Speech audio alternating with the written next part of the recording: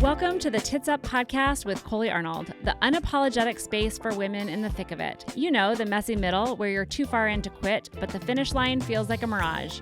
Where the pressure is high, the stakes are real, and every win feels hard-earned. This isn't a highlight reel. This is the unfiltered truth about building a business, holding your life together, and finding your fire when it would be easier to burn it all down. If you're tired of fake perfection and ready for the real, raw conversations that make you feel seen and lit up, then grab your coffee, your courage, and let's do this. Shoulders back, head high, tits up, girlfriend. Are you building a business that might look good on paper but still feels lonely, messy, or unclear behind the scenes? You don't have to figure it all out alone. The Foundress is a community for female founders who are ready to scale with clarity, connection, and purpose. Whether you're making your first 6 figures or scaling towards 7, we're the place where your ambition is seen, your ideas are sharpened, and your success is celebrated. Inside, you'll find strategy, deep support, and a powerful circle of women who get it. Because at Foundress, we don't just network, we grow together. If you're craving more than just another business group, if you're ready for mentorship, momentum, and women who speak your language, come join us. Your seat at the table is waiting. Head to foundress.co to learn more. Today on this episode, I am talking with Carly Gilleland, who is an incredible filmmaker, owns a creative studio and a media company. And we're talking about how she went from absolutely nothing, having this idea, to creating the most incredible studio in Phoenix, Arizona that houses so many entrepreneurs and creatives. We also dive into the mindset about money, creating that money and that success for you, giving yourself permission to make that big, crazy leap in your life, and also the balance and the juggle of being a mom and being a business owner. Thanks for tuning in. Hi. Hi. How are you? I'm so good. Good. I'm better now that I'm sitting here with you. Yeah, we got through all the chaos. Yeah. Okay, I'm so excited for this conversation today. Thanks for being here. Thank you so much for having me. We're sitting in your beautiful studio. Oh, I know. I feel so fortunate. It's been amazing to have you and all the energy and, recording these podcasts here in the studio. I feel like I'm blah, blah, blah, blah, blah. Same. My words are starting to I think we might have a few blooper reels out of this one. Perfect. It's the best kind. Yeah. Okay. All right. Sorry. Can we start over? Yep. Actually, I'm serious. I'll just start from okay. We're in your beautiful Yes. Okay. We're in your beautiful studio today. Yes. So fun. Grateful. Does it feel a little surreal? It does. Yeah. It's kind of cool to experience it from this standpoint because normally I'm so behind the scenes and making sure, everything is good and in check and you guys are comfortable. You already did that for us, right? I did. I'm 5 times. Is everything rolling? Are we good? But yeah, it's been so awesome. So awesome to have you in studio and everything that you create in this space is honestly brings me so much joy. So thank you. It's so fun. Okay. So I just did one of your statement sessions. And it was so impactful. So Carly has partnered with one of our really good friends, Nikki Murphy, who's a photographer. And you're doing these statement sessions, which are basically your mission statement and bringing it to life for women through video and photography. Can you talk a little bit about it? Yes, it is something that has just been so incredible to see it come to life because when Nikki Murphy, the photographer, she came up with this idea of doing this collaborative type of event. And I was like, oh my gosh, yes. Everybody at their core has their mission statement, whether it's for their personal mission or their business. And I feel like, if we are consuming content, if we're putting content out there, our mission statement is probably the most valuable piece that we can have.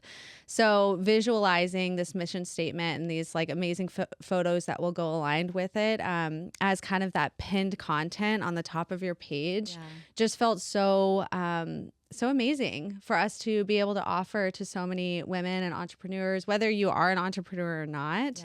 I think it's so important for us to have that documented. Absolutely. And not to say that it's going to change a year, 2, 3 years down the line, but I just think it's been, we literally just launched it. You were our first guinea pig. But it's so great. And honestly, it's only been pinned to my Instagram for a couple weeks, but it's such a good reminder that everything I post, I'm like, I need to listen to my mission statement again. Is this aligning with with what I do believe my mission is? Totally. And And so I just love it. I think Yeah. it's such a cool concept. Okay, so we totally dove right in, but Yeah. we're going to back up just a little bit. Okay. So Carly is a filmmaker. Yes. And she owns this beautiful studio called Good Vibe Studio that we get to record our podcast in, which is such a blessing for entrepreneurs like me who have no idea how to do video editing or podcasts. In fact, I didn't actually listen to podcasts until I started my own, which is wild. I've been starting to listen so that I can get some tips from, the big players. But it's such a gift to have a space that you could come in. It's quiet. It's beautiful. And then they also take care of all this behind the scenes stuff, which is way over my head. Yeah, it's a lot when you think about it. Audio and video and all the technical things. And then you pour all of your energy into, the conversation, because really at the end of the day, you're hosting this conversation to be broadcast. So to think about all the technical stuff, it's a little overwhelming. Oh, yeah. No, I don't do that. I don't do that stuff. We talk about delegating a lot. This is not my zone of genius. Okay, so tell me a little bit about how you started, because I think it's such a powerful story. You have such a heart behind this business, and talk about mission statements. I mean, holy cow. Did you do a statement session for yourself? No, but it's been, in my brain a lot. You have lately. to. Yeah, no, I know. I think it's, and I think what I'm finding too, we have a whole onboarding form where people have to send their script because it's teleprompted. Like you read your statement, and it's hard for people to do that. We've only had one person out of I think there's 8 people signed up so far, and only one person has filled it out, and it's next week. But it just goes to show actually putting the pen to paper and narrowing in on what that statement is such a practice in itself. Yeah. So in a way, investing and committing to something like this is also an investment to yourself to say, no, this is my mission. This is what I'm rooted in, and this is what I stand for, and I feel is my truth, and what I want to speak out there, to the world. Yeah. So, my mission, I knew very early on that I wanted to dedicate my career to this type of media. I was fortunate enough. I actually grew up here in Arizona. I went to Arcadia, which I know you know well. Yes, your boys. And they had, the time I was there, it was 2005, 6, 7. And they had an amazing media communications class there. Mr. C, I will never forget him and his thick mustache and coffee breath. If you're listening, Mr. C, love you. You made an impact. You made an impact. But it's actually so crazy, even thinking about podcasting and how the podcasting platform has just exploded so much. I will never forget in that class, and I kid you not, Coley, this was 2005. Okay. He would tell us oh, Apple has this podcast. It's a brilliant concept where anybody and everyone can have their own radio show.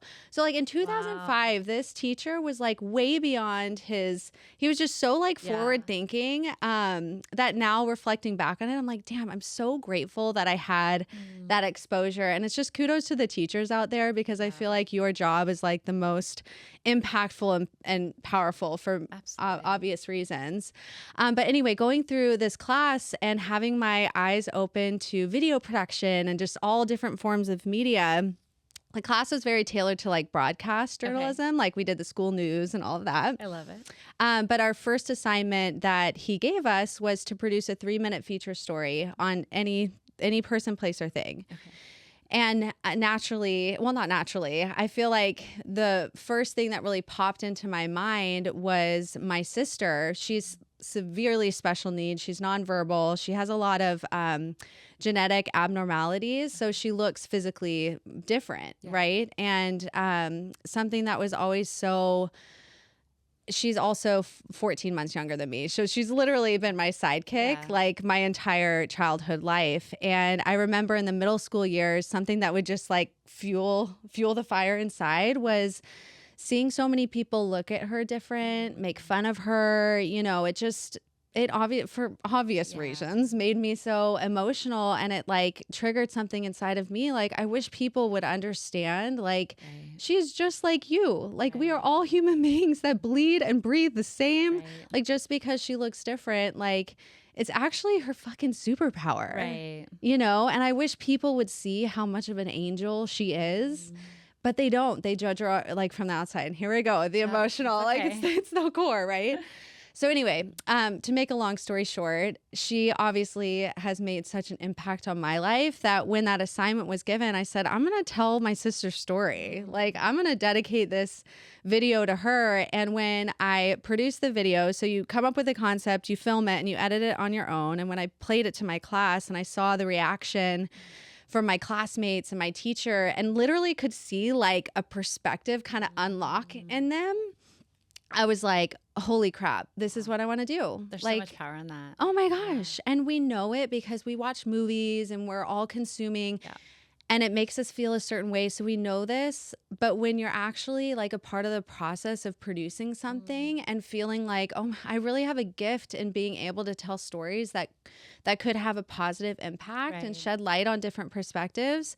I knew 100% like, this is what I want to do. I want to really, learn more about media and different types of media. And when I first started college, I thought broadcast was going to be my thing. I was like, I'm going to go on the news and I'm going to tell all the stories. And then I quickly realized, fuck that. I want nothing to do with the news.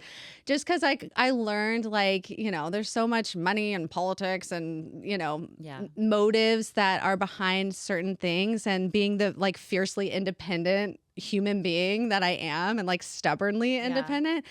I was like, no, I want to tell stories that I have control over, and that's when I discovered documentary style filmmaking and really pursued, what that would look like in more of a documentary style. So cool. And you're such a gift to me personally with my business growth and development and pivoting and change over the last couple of years. But you've done a ton of video for us over the years, and it's been so fun and to see your magic. I mean, I don't even know if you remember this, but the first time I stepped out on my own in Foundress, I was going to be, you're doing my brand video, which we watch every meeting. And it's amazing. But I showed up to this filming session, which I think we had like 3 hours booked. I had gotten hair and makeup done, and I sit down on this like director's chair in front of your camera, and you're like, okay, great. Do you have like, what are we talking about? And I was like, I have no idea, Carly. I have no idea. Like, I think it was just like an identity crisis of like, I'm now on my own. Who the hell am I? What do I stand for? What is my mission? What is my like, yes, we started Foundress for a reason because we needed that community so desperately, but I didn't have this like bigger picture. And what you pulled out of me was, and we didn't really know each other that well.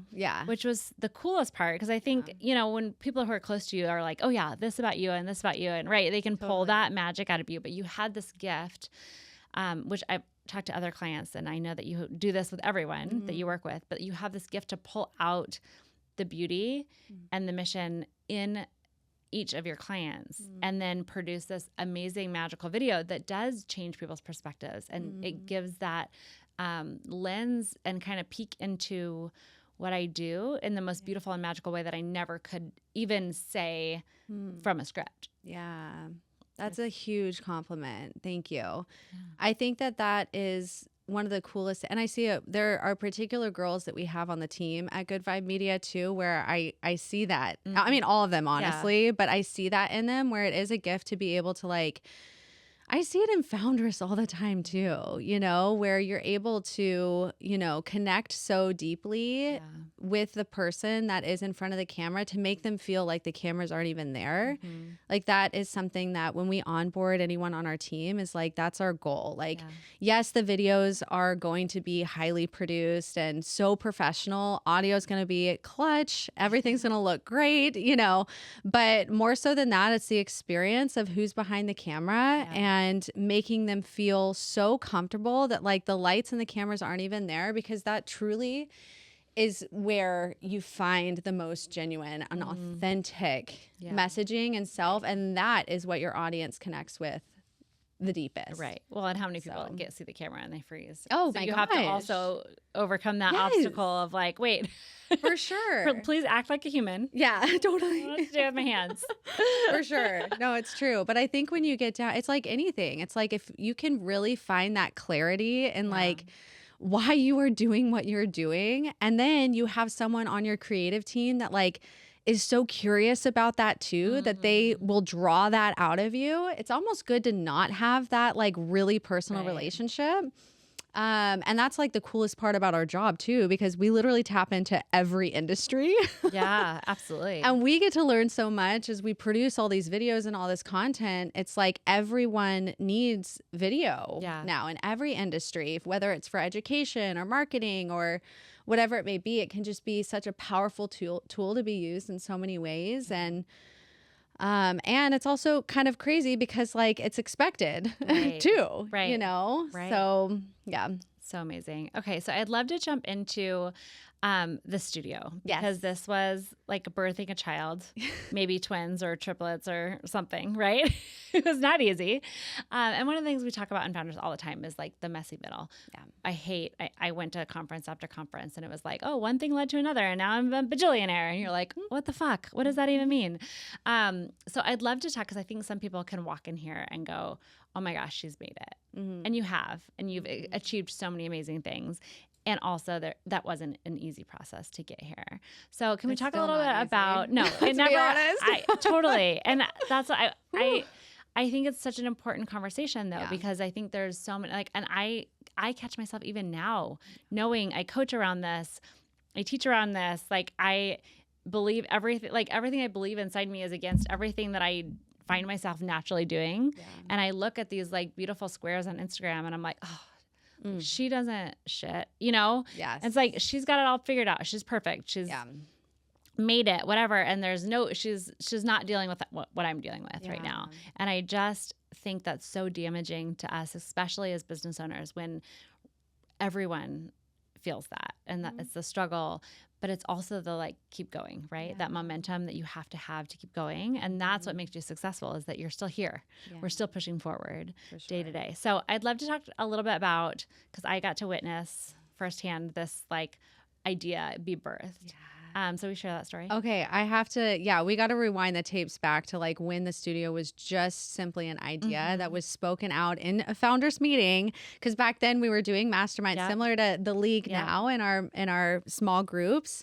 We were in a small group at Foundress and I didn't know hardly anybody in the group, but I was like, okay, I'm feeling like empowered to just like speak what's on my mind and this idea that won't shut up in my head that I know needs to exist, but like I'm not the one to do it. Right. Of course not. But fuck it. I'm going to speak it out because these women are like basically giving me all the courage and like, you know, speaking belief into me that I'm just going to like say it and see what happens. So it was in that room that I was like, I've got this idea about a space and a studio, and everyone's like shaking their, they're like, oh yeah. And they're all going, I definitely need that. And I will be your client. I need that. Yeah. And I see like all the head nods and the eyes open a little. I'm like, oh shit, now I'm really smoking out and now I really have to do this. Yeah. And I'm like, but how the hell do I get money to do this? Because my business had grown so much, but so has my team. Yeah. And at that point, I didn't know very well how to, you know, the definition of a profit margin just didn't exist in my vocabulary. It's something we're not taught, which is very unfortunate. I did not go to business school. I went to school to learn about films and making videos. So, So I was in the space where, revenue is growing, but so were expenses and team. And I hadn't pocketed a lot of money to be able to build a space like this. It cost hundreds of thousands of dollars. And it was you, Coley. It was you that had the idea to do a Kickstarter campaign. And when you said it, you're like, well, what about a Kickstarter? And you're like, why not? And I'm like, what the fuck is a Kickstarter, first of all? Like, well, you raise money, it's crowdfunding, this and that. And so I'm like, okay. So I looked into that. And I think it was within like a week or two. I'm like, holy shit. Yes. Like, let's do it. You like, did it fast. Yeah. I mean, it was kind of all or nothing. I don't know. I think I couldn't spend too much time thinking about it. I just had to go for it or else I knew it wasn't going to happen. You talk yourself out of it. Totally. Right. And honestly, and you were one of the strongest people in my life that had that perspective of what do you have to lose? Like, so what? Maybe it's not successful. So go another route, you know? So I remember telling the team very shortly after that meeting, we're going to do a Kickstarter. We're going to raise $100,000 in 60 days. And they're like, what? What did you just say? And you just started another business. Yeah, exactly. Okay. Yeah, totally. So the Kickstarter was a wild experience and I learned so much through it, which could be like a whole nother conversation for another day. But going through that process, and we successfully raised over 100,000 in that 60 days, which is crazy to think, but it also is such a testimony to community and like leaning on your community and believing in something so deeply in your soul. And the more you like truly believe in it and believe it has to exist, the right people are just going to fall in line. Yeah. The more you speak it out. And I am like proof in the pudding, biggest testimony of all of that, because people were literally coming out of the woodworks where I was like, oh, wait, you want to support? You want to support? And not so much even in ways of like giving money and giving like time or their services, or it's just people. Yeah, because you used a lot of the community to build onto packages to get more money in, which is so cool. Yeah. And the cool thing about Kickstarter too, which I think my personality needed, was you set your time limit. It's either 30 days or 60 days, and you set the goal of amount you want to raise. And if you don't hit that goal in the time that you say, you don't get any of the money. So none of the credit cards that they put all their info, none of it gets charged, and it's over. So I think having that extra pressure for me and my personality added fuel to that like marketing and messaging, where people saw we were at like $72,000 with a couple weeks left, and they're like, they made it this far. They have to get to the finish line, you know? And then you had the whole community rally around you to push that further and the finish line. So that was huge. I think that too, crowdfunding campaigns are and I didn't know this at the time of starting, it's such a massive marketing tool and a way to build community before the thing even exists. So yeah, I wish I could say I did love the process of it, but like, I'm not going to sugarcoat it. It was a lot of freaking work. Yeah. Well, $100,000 in 60 days is wild. Yeah. It's actually kind of crazy. Most people start a little smaller. Carly's like, balls to the wall. We're doing it. Like, I'm such that extreme personality though, too. I'm like, we're going all or nothing. But now I can say, check that off the list. Like, I will never do a crowdfunding campaign again, but I will gladly support others and give you plenty of advice or tips or learning lessons if you're interested in it. It's such an awesome tool that way. But raising the money, then leading to the build out of the space, and then opening our doors, almost a year later, and then finding out I was pregnant, like literally 5 or 6 weeks after we opened. So when you talk about the messy middle, it's like, it takes me back to even during the campaign, like I'm having flashbacks of like literally hyperventilating, running to the bathroom and laying on the bathroom floor for like 45 minutes, leaving a meeting because I'm having like a legit panic attack just because my brain was just so overloaded. And I think especially as women, we put this pressure on ourselves too, and especially like high achieving, ambitious women, we have so many incredible ideas and so many things we want to do and seek out. And we put this pressure that nobody else is putting on us. Right. Like we're putting on it and now ourselves. You've raised $100,000 of other people's money. Exactly. And you're like, I can't pause. Yeah. This has to go. It has to go. Yeah. And now you're pregnant and you're building a space out. And I mean, that was a very similar timing when we were building the vintage out. I had gotten pregnant kind of right around the time that we bought the building. Yeah. Because we were building it out. So we did it was like a $3 million build out. And found out I found out I was pregnant like right before I think we like signed all the papers. And you're like, and so I had like a newborn baby coming we were there every single morning at 5 a.m. to do a site walk with the contractors and the architects and everything. And I am like, literally my baby's on my boob. Like, as you're walking through But there was no time. There was no time. Yeah, totally. Yeah, that's, oh gosh. And then giving birth in itself. I had my daughter, she's 13 now. There's 11-year difference in the two of them. But yeah, that's also another podcast. It's a whole nother for another time. But I think it was like enough time for me to feel like I was like a new mom all over again. Oh, absolutely. I was like, holy shit. We have a 7-year gap, and same thing with Booker. I'm like, wait, what do I do? Yeah, totally. I remember the day that I remembered that they wore diapers.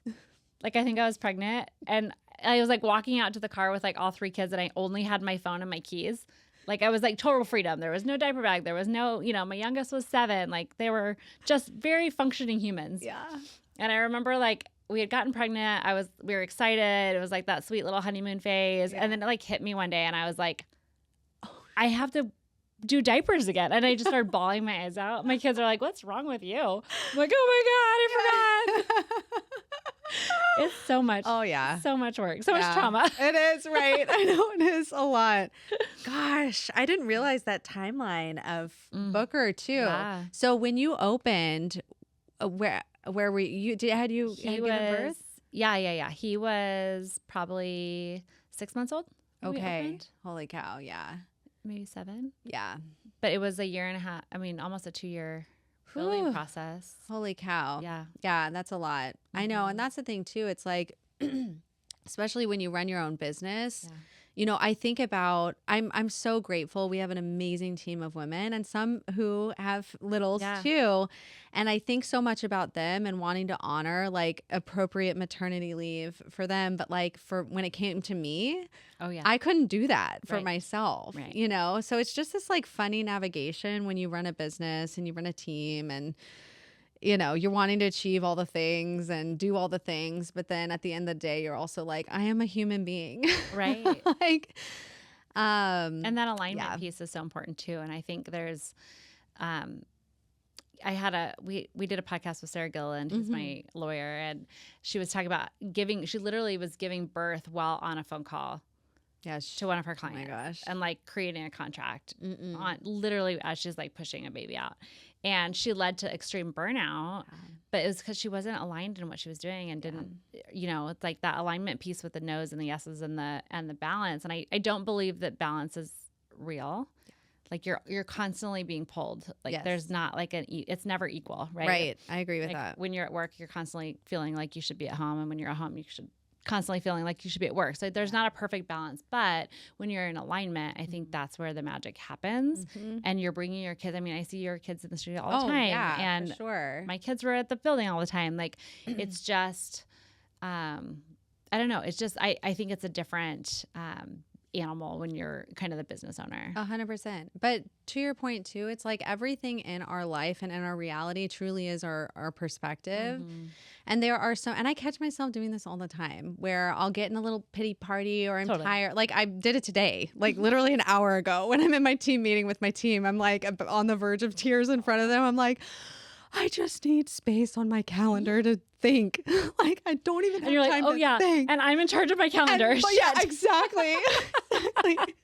And then so I literally catch myself doing this all the time where I'm like, bro, Carly, listen up. You are in charge of your own reality and your own perspective. And like, not to be passive on anything, Yeah. but like truly when I look at my calendar and Coach Christy, I know we share Yeah. a coach in this way. She's helped me so much. I think Coach Christy has been mentioned in every single I podcast know, I'm episode. Sure she has. I'm sure she has, honestly, because the way that she's been able to show me or really help guide me in how I can look at my calendar and like really feel, you know, every day I'm spending and really spending it wisely and intentionally in the areas of my life that feel so good. And what a blessing that I have a space of work with the flexibility that my kids can be involved.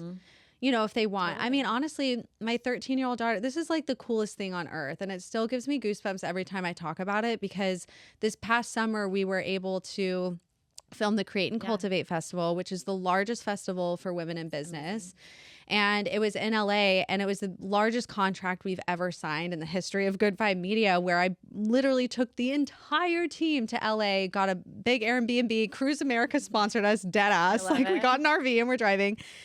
And Kaden, my 13-year-old, was there as a production assistant, and she crushed it. So amazing. She was manning the camera on the main like court stage where all the like women athletes and stuff were speaking, and that was such a surreal moment for me because I remember like early on in building this business and feeling so like, oh my God, what am I doing? Is this all worth it? Like, is she going to resent me because I don't have, you know, enough time? I'm not giving her the attention she deserves and she needs blah, blah, blah, blah, blah. And all these like narratives and stories are going crazy in my head. And then to see her in that moment, like so engulfed, this is like another off topic random story, but it was such a moment for me where there was an influencer that was there attending that she has been I totally idolizing. She's like a fashion influencer. So cute. And Brianna, one of the girls on our team, was kind of working with Kaden. And so Brianna was telling me the story because Kaden would like literally never tell me the story. She's like, ew, mom, you're weird. But Brianna was like, it was so cute because she saw this influencer and she was like getting all giddy and blushing and oh my gosh. And Brianna asked her, do you want me to go see if she'll take a photo with you? And Kaden was like, no, I'm going to do it myself. And she went up to that influencer by herself and introduced herself and took a selfie with her. And oh my gosh, it makes me want to cry because I'm like, so sweet. And like for Brianna to be able to like share that story with me, who Brianna has a little girl herself too, it's just like, it makes, it like validates that like, I am doing the right thing by like living my passion and building something that I feel so passionate about. I know, you know, despite how many hours I work sometimes, like she knows that this is like the best thing for all of us. You know what I mean? Well, and by giving yourself permission to chase your dreams, you're giving her that example that she can give herself permission. Yeah. It's beautiful. Thank you. I think it's so impactful for our kids to watch us chase our dreams. And that gives them so much permission and just validation that they can go do that. And whatever it is, especially dreams that are crazy, like building a studio. Yeah. Not everyone does it. Building a $3 million build out for a building. Like not everyone does that. Yes. So for them to watch and see, like, it's really sweet. Like one of my kids is like, I'm totally going to be an entrepreneur. I'm never working for anyone ever. Like, and then one of my other kids is like, yeah, no thanks. Because he's seen the good and the bad and the ugly, right? He's seen what goes into it. But it's also, to piggyback off of that, it's like to show like life isn't easy and it's not meant to be easy. Right.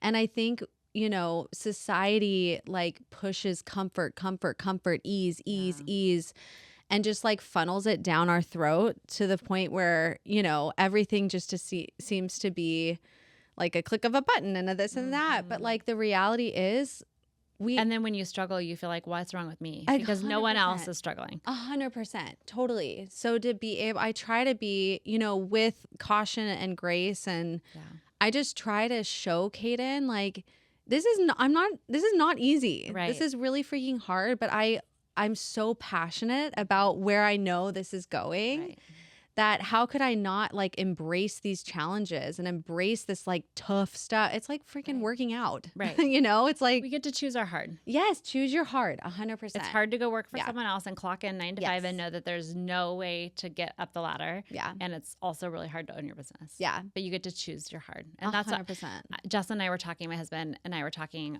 we did like a staycation in Prescott and kind of snuck away, and he owned his own business. And then really just kind of decided that wasn't the life that he wanted to live. And so he went back to kind of a corporate job. And I don't do a great job of hiding my feelings around corporate jobs. I've had multiple of them. And I just hated it. I hated building someone else's dream. I hated putting in my time and my resources and my energy to create someone else's wealth. And so it's not for me. And I mean, I'm so thankful for his corporate job that supported my dreams, right? So I can go fuck around and see what happens. But I think I was just sharing with him, and he's like, can you explain to me like what's so bad about like if this fails? Because I was talking about just my fear of being seen, launching a personal brand, launching this podcast, not having any idea what the fuck I'm doing, right? And then I've always had this excuse of foundress of like, well, I've never advertised. So we have this great community of 200 women and I've never advertised. So it's almost this like excuse, like if I advertised and it didn't work, then like, you know, so it's been my protection, I think, mode. And so we've been talking about kind of busting through that. And he's like, what's so bad about it? And I was like, I don't have a plan B. There's no plan B. And so this has to work. And so I think there's just so much fear around putting all of your eggs in one basket, all of your energy into one thing, and then also holding it back. And he's like, I see you pushing it out there and then pulling it back. And it's almost just this like constant. And so the growth is like this because I'm not willing to put all of my stuff behind it. And I was saying for him, I'm like, my plan B, I'm not going to go work in a corporate job. I just I can't do it. Yeah. And so the scary part of it is as if this doesn't work and I've tried everything. Yeah. Because I can say, well, I haven't tried, so it doesn't matter. Right. And so talk to me a little bit about that as you're building this. I know there's other things you have planned that are incredible and fun and scary and all the things, but like I know that you also don't have a plan B. No. Because I know your passion with this. Yeah. And as you're talking, I'm thinking back, I'm like, yeah, when I started my first business, there was no plan B. Like I was straight survival mode, like being a single mom, like I had zero support financially, like zero support. And I knew like so badly, like the stubborn, independent, self. I'm like, I'm not freaking gonna let go of my dreams of like doing what I love and filmmaking and video production. I can't, like, I'm not going to go work for somebody else. Like, I want that control of like what I'm producing, you know? So the only option was to literally build something because I couldn't find a job that really was in alignment with what I wanted to seek out and produce and all of that. And so the only option was to freaking build it. And it was scrappy because like when I started Good Vibe Media, this was like Instagram didn't even have video capabilities on it. But I was so consistent in knowing that video is like the most powerful and impactful tool that you can use on social media. Stories, this is before any of it. Yeah. Like it's crazy. Now thinking about it, I'm like, how am I not a freaking billionaire by now? Right. I remember the first time stories came out and the girl that was working with us at Junk in the Trunk said she was like in her bedroom and she opened Instagram and there was like a guy's face on it and she thought he could see her. Oh my gosh. And she like screamed FaceTime. And like threw her phone because it was like a new concept. Oh like, yeah. What is this? So weird. It was so weird. And it was one of those little taboo things where like, I don't know if I want to click it. Totally. Am I allowed to let you in can you see, are you sucking all my soul out of me? Like what is happening? Totally. And now it's like such a norm, it just is the norm. But yeah, I think to go back, I was like in such survival mode, not having a plan B and, having this little girl that I needed to provide for, but also like provide myself, like the fulfilling, okay, I'm doing something for myself that is fueling my passion and my mission. I think having that survival mode kind of mentality has built so much grit inside of me to know that like, you can literally have nothing, start from nothing and build whatever the fuck you want. If you have the mentality of knowing you can do it. Like it all starts with belief. It all starts with like having that clarity around your vision, and then surrounding yourself with the community that like truly understands it and will speak more belief into you, which is exactly what I found in Foundress. Right. And these walls would not have been built if I didn't have that belief spoken in to me in that founder's room to say, I can. Maybe. I don't know. I think. Let's try it. But let's try and see what happens. So it's just such a testimony to like, at the end of the day, like no one is ever going to, come up and sweep you up and save you and like build your business for you. And like, it's just so not reality. There are so many of those stories out there. And this is like going back to the younger generation. It's like, I hate that there are so many of those like, one hit wonders and instant fame and instant million, blah, blah, blah, like winning the lotto ticket. Do you ever sit there and go, there's 9-year-olds on TikTok that are making bajillions of dollars. Like, what am I doing wrong? Doing wrong, honestly. Golly, no kidding. But yeah, I forget what my whole point to that was. Like, it's such a squirrel tangent. We derailed. No, but it is. It's that grit. Yeah. Like you said, like you just didn't give up and you just kept pushing forward. And also knowing like Jess Johnson says this all the time, but like borrowing belief. And I think that's so powerful when we can borrow someone else's belief, or we might not, like you had that idea and you're like, let's do it. And you quick action. And then I'm sure as soon as you put that out into the universe, you were like, what the fuck did I just do? Let's take this out. Let's just delete this now. Yes. Like, this was a big mistake. Totally. Right? And then you lean on your community. You lean on those people around you and you borrow the belief from them when they go, no, you can do this. In fact, I'm going to donate this to your thing. Or here, let me help you do this. Right? And we're able to borrow that belief from others until we get that next spurt of like, if we waited until we fully felt ready, nothing would ever be produced. Right. Well, and also knowing that like my big thing and the big narrative that kept me going in times where I was like, okay, I think we're done. Like, I think we're closing shop, which I've had many moments, even the last 3 years, even in the last 6 to 8 months, where I'm like, nope, we're closing. Like, I am shutting everything down. I'm going bankrupt, like literally the most extreme again, because that's my personality. Yeah. But the one thing that kept me going is knowing the need, like being so passionate, knowing that, and honestly visualizing so clearly who this was serving. Like I knew that me and my team needed a space like this for our own productions. And it was like so clear to me that if we were the ones that needed, like if we needed this space, there were so many other people that needed it too. Absolutely. And because I knew that and I had that clarity and that vision, that's what kept me going, even in moments where I'm like, and I doubt myself and I get stuck in that fear. The one thing that really like pulled me out of it was knowing that I'm serving so many, and I'm going to continue to serve so many because I still have that passion of, and it's going to evolve and it's going to change. And I don't know what it's going to look like next year, 5 years from now, but I do know that we're growing and we're evolving just like us as human beings. Right. Like we have to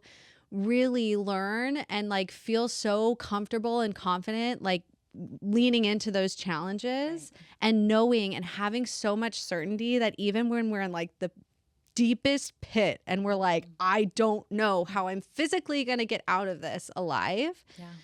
Like we have to hold on to that faith that on the other side of that is literally the best reward that we could ever. And it, because I know that time and time and seeing that happen in my life over and over again. So I just have to like remember we're in the pit. The biggest reward is right on the other side. Well, and knowing like, what's the worst that can happen? Yeah. Like, I'm going to try this. Yeah. If it doesn't work and it fails, someone might go, haha, okay, great. Yeah. You know? Yeah. I might be bankrupt for a hot minute, but I'm going to like, you're going to be fine. I'll go work at McDonald's or Starbucks. I've definitely had a lot of haha moments too. Totally. I am 1,000% sure. They're like cringe where I'm like, what was I thinking? We all have. But Lori Harder always says like the more cringe, like the more successful you are. True. Like, and we limit ourselves from that because we are looking for that outside validation. Yeah. And then the people who don't give a flying fuck are the ones who are like soaring because they're not worried about that. Yeah. And that's, I'm like, I want to be more like you and more like you. Yeah. Right? Totally. Like, how do we embody that when we do maybe feel that in our brain, but we're like overcoming that by just, but it's this action. Yeah. It's that next step. You have to take that next step. How do you do it? Like when you're in swirl, if you do even get in swirl mode every day. Like, what do you do to get yourself like recentered and like, you know, what you know is your truth? Yeah. My husband jokes. He's like, is this a Starbucks day? Because I'm like, I'm going to quit and work at Starbucks. Oh, yeah.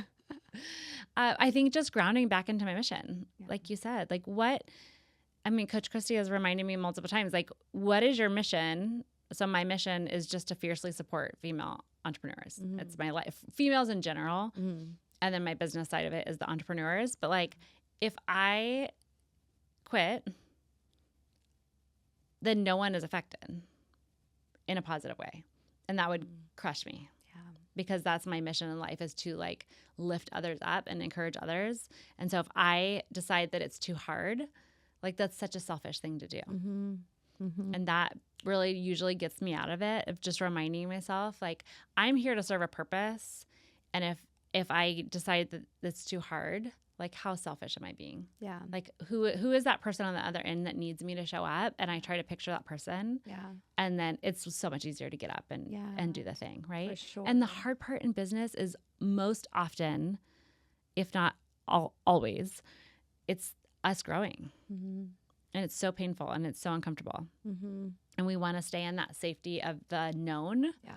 That even if it's a painful known, it's so much safer in our nervous system than whatever is unknown. And it's that next step.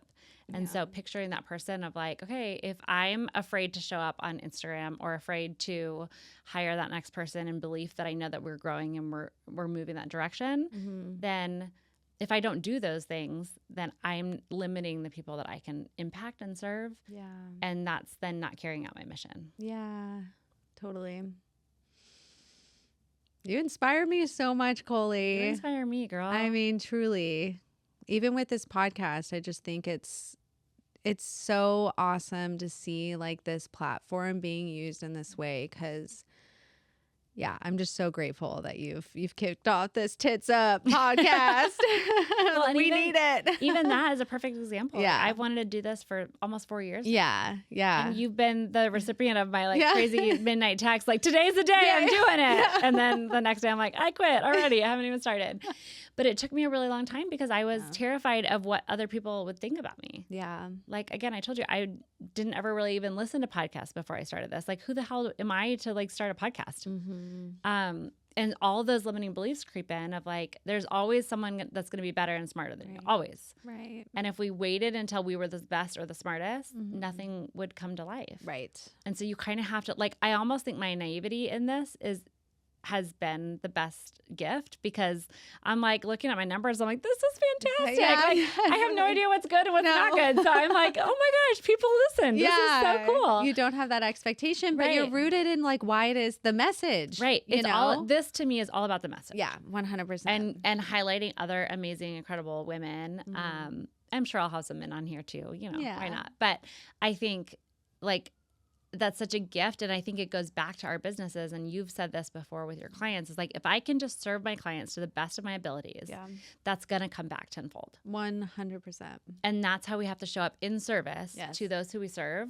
Like, this is a value add to my following, my community. Right. Like, this is not, I'm not looking at this as like a get rich quick scheme. Like, this is a long haul for me. This is something where I know that this will grow my business eventually, but that's not why I'm doing this. Yeah. And I think if we can shift our mindset, the moments when I focus on what my client needs or what my members need and not what I need is when I get paid back tenfold. For sure. For sure. But when we're in the scarcity mode and we're holding on tight for dear life and going, I have to make $1,000 tomorrow. Yeah. It never happens. No. That reminds me of when I was in my like financial pitfall in December, which had been pretty like open about this, but one of my girlfriends told me about this book, and I think I sent it to our mentor group too. It's a purple book. I'm reading it. Creating Money, Attracting Abundance. Yes.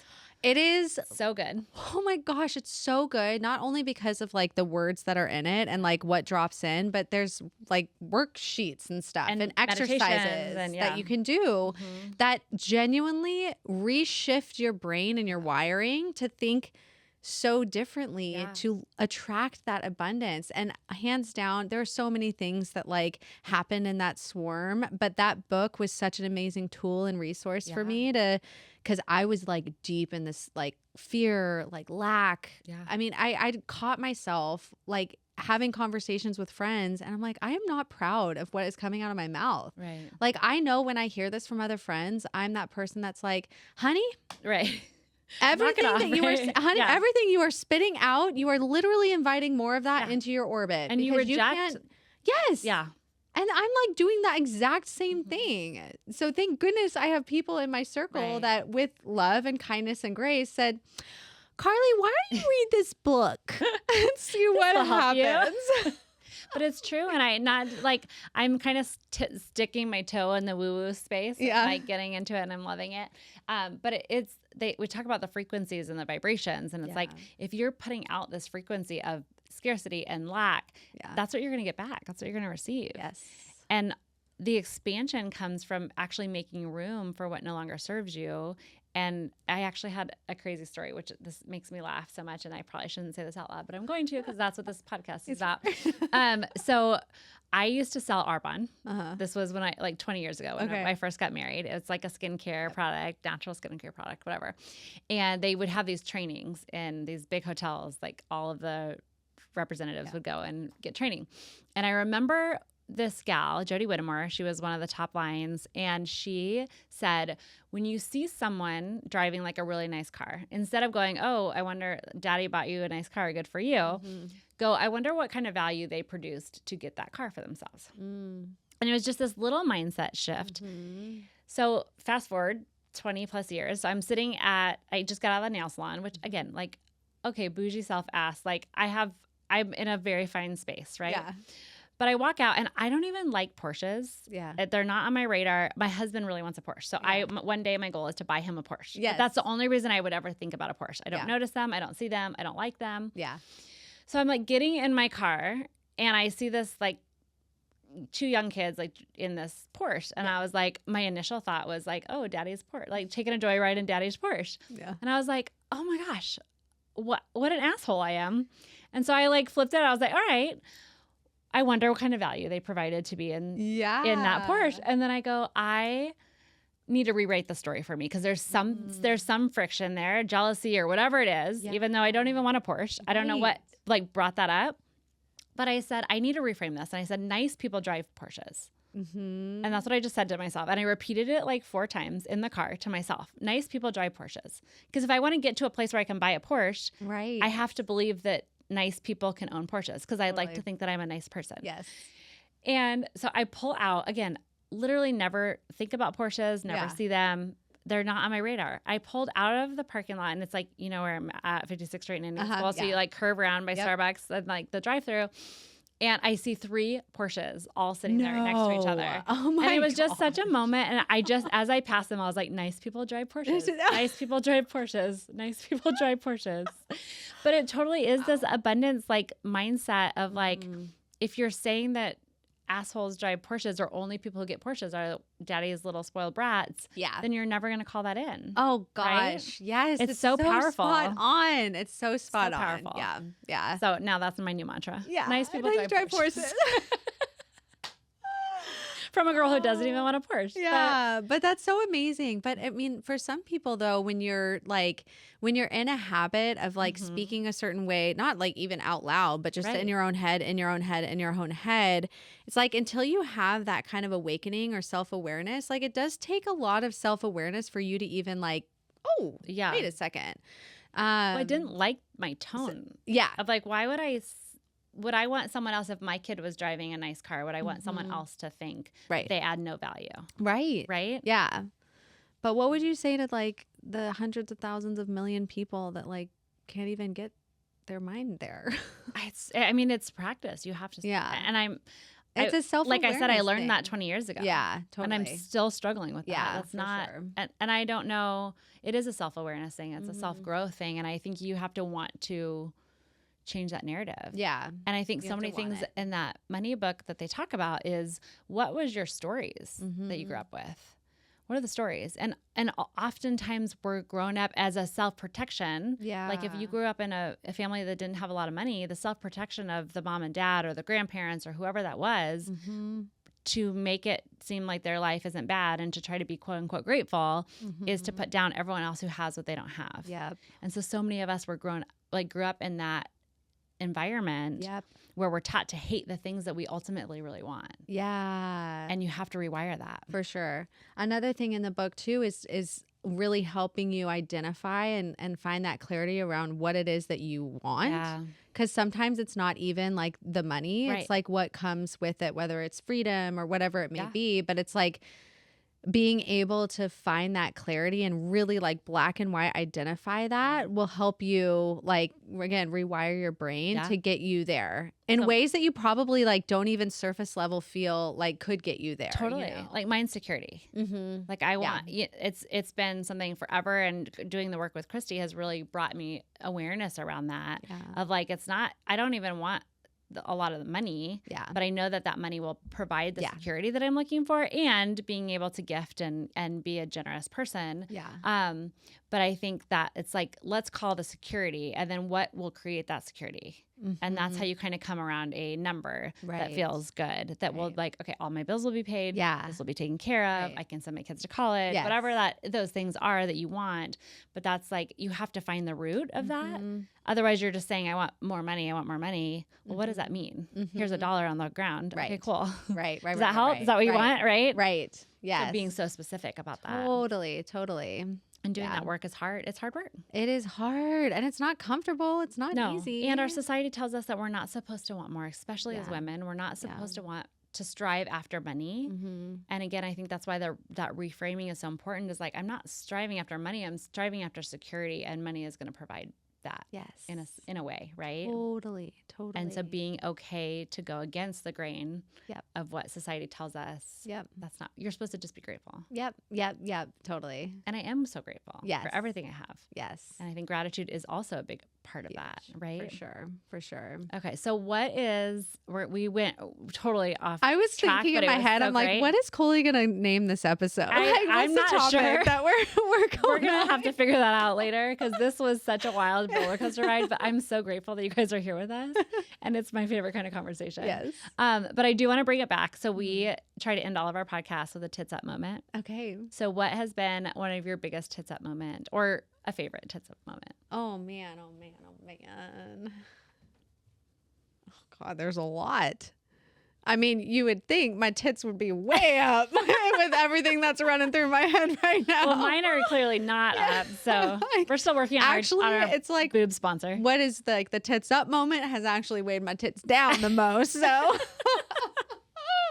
Perfect. But yeah, that's the first thing that's coming to my mind is what we were speaking about earlier is I think like the tits up moment that comes to my mind is just like being a mom and doing all of this, like managing all of it. Yeah. I think that's like, I know, down the line, whenever, I'm no longer here, as morbid as it sounds, like at my funeral, I know even in the 36 years that I've been on this planet, I feel so just proud that I've been able to like live my passion and build something from literally the ground up and also be a mom at the same time. So that's my tits up. Hopefully that's fantastic enough. I Okay. Thank you. Thanks you for being on today. How can we find you? Okay. thegoodvibemedia.com is our video production agency, and thegoodvibestudios.com is our brick and mortar creative studio space. Awesome. I'll throw those in the show notes as well. Thanks, Carly. Thanks, Coley. Thanks for listening to today's episode. If this spoke to you, share it with a friend, and don't forget to subscribe so you never miss a conversation. You've got this. Stay clear, stay grounded, and stay true to what you're building. Until next time, tits up.